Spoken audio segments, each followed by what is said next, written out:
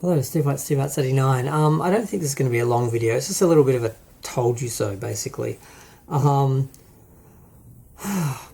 People like me have been criticizing some of the big franchises for years now and how they're being run. Star Trek, Star Wars, so forth. And finally, after years of being called homophobic and racist and sexist because those were the ways that the studios were um, painting the fans to try and discredit them when they had real criticisms, mainstream media is starting to acknowledge, at least with Star Wars, that they've actually done some damage and they've mismanaged the franchise. There was an article in Forbes a little while ago that was talking about it, and that was the first crack. And a lot of people were talking about that, a lot of comment about that, and what that meant for the politics behind. Was this starting to? There's the whole doomcock thing that supposedly Kathleen Kennedy's being fired, and is this proof of that? And they're trying to position things and all that. And then we've got now another article from The Atlantic, which is apparently a very left-wing paper, and they're basically saying that yes, Star Wars has been mismanaged by Disney. That they basically they just mismanaged it. They had creative issues and they just made a mess out of it. And the Mandalorian is fixing it, and like basically acknowledging like this whole idea that there's this civil war in Star Wars between Lucasfilm and Disney, and the idea that the Mandalorian side is taking one sort of side of the whole fight, and Disney's taking another side, and that they're sort of fighting each other, and there's obviously a winner and a loser.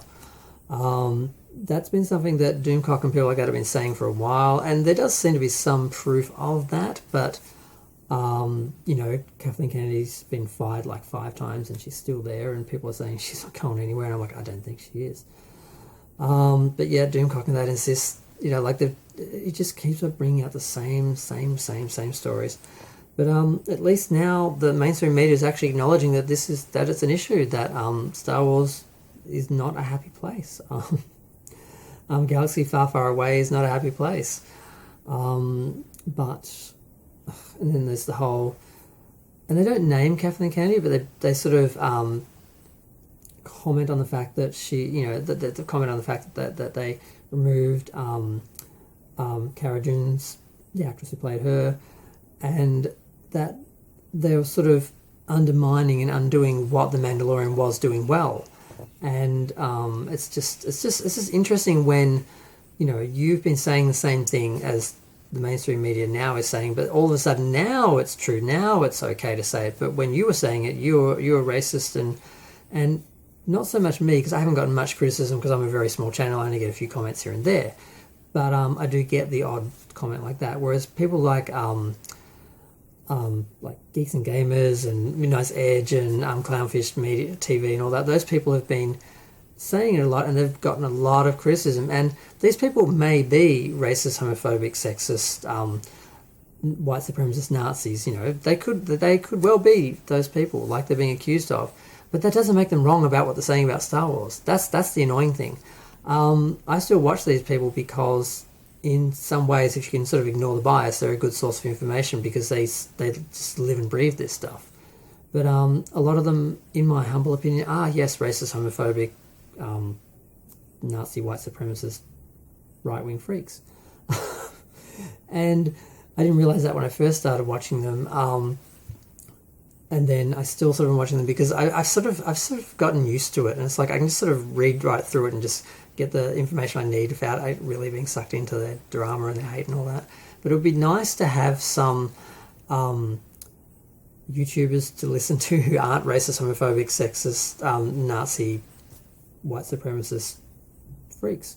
I'm like, where are they all? Because it's either one extreme or the other. You have either total right-wing freaks or total left-wing freaks. You got the haters and you got the SJWs. There's no one in between except for me, and those people don't do very well, I guess, because you have to pick a base and stick to it and feed it in order to do really well. And if you don't do that, if you just talk about things objectively or truthfully, you don't no one's happy with you. So that's where I'm stuck, and I imagine there's a lot of other people who are doing the same thing as me and aren't really prominent or getting anywhere. There do seem to be a few others, but like I said, they mostly go to the shill side.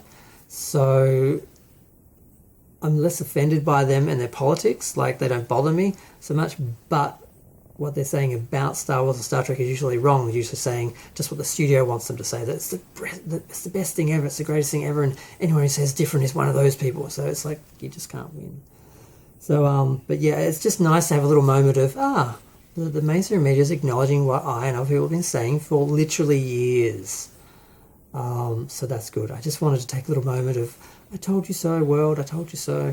Thank you for acknowledging me. Thank you. Well, not acknowledging me, but acknowledging us in general, the whole sort of fans, because I'm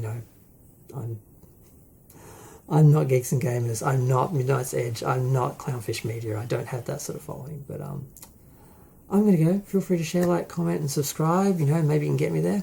Thanks, bye.